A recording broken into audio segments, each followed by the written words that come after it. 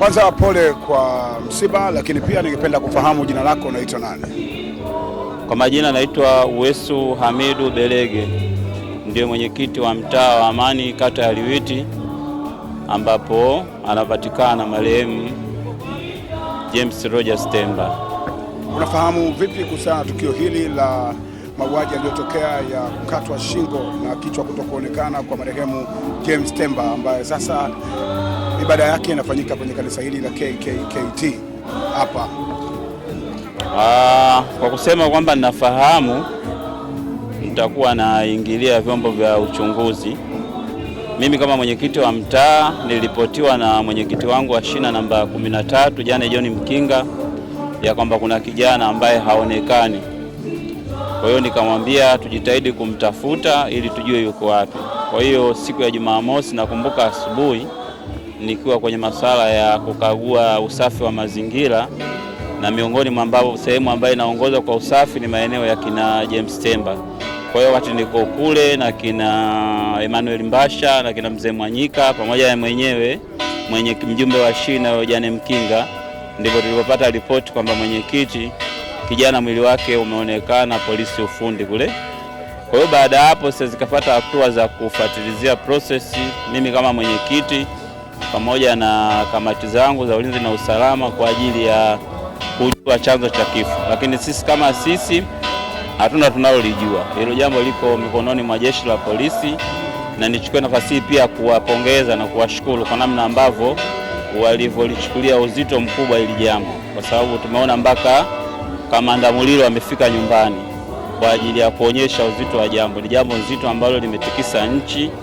Kwa hiyo tupo katika kipindi kigumu. Mimi kama mwenyekiti na ikabili hali, japo kama ni ngumu, kama mwenyekiti wa kamati ya ulinzi na usalama, kushuhudia mwananchi wako anakata kichwa sio jambo lepesi kulipokea. Kwa hiyo tupo kwenye huzuni na majonzi. Yote kwa yote tunarudisha sifa na utukufu kwa Mungu. Kwa hiyo tuviachie vyombo vya ulinzi na usalama venyewe, sasa ndio vitatupa majibu sahihi ya nini kilikuwa nini na chanzo ni nini. Sisi kama sisi tutabaki na hisia tu kusema labda hichi, labda hichi, labda hichi, lakini kwa ukweli hakuna anayefahamu. Kwa hiyo bado tunaliacha jeshi la polisi. Nafikiri ni jeshi lenye weledi, linafanya kazi kubwa sana, litalipa majibu sahihi. Na kwa jinsi ambavyo ulifika pale kama mkuu wa usalama kwenye mtaa wako, hali ulikuta ikoje? Ni nzito. Hali ni nzito sana kwa wazazi wote wawili. Hali ni nzito kwa sababu kijana kama kijana alikuwa hana makundi. Kijana kama kijana alikuwa hana mambo ya kusema labda huyu ana jambo hili la kumuhisia.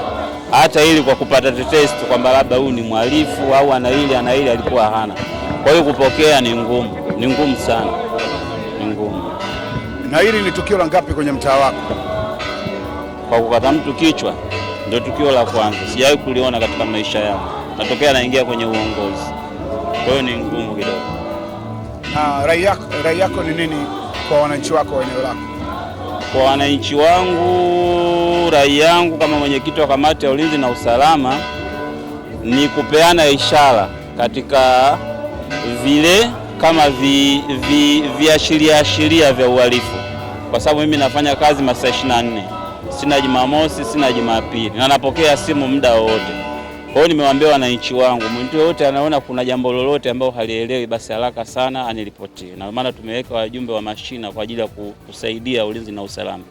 Kwa hiyo mtu yote ambaye anaona viashiria kuna mtu hamuelewi au kuna jambo halielewi, akinilipotia mimi. Tunafanya kazi vizuri sana na polisi wetu kata.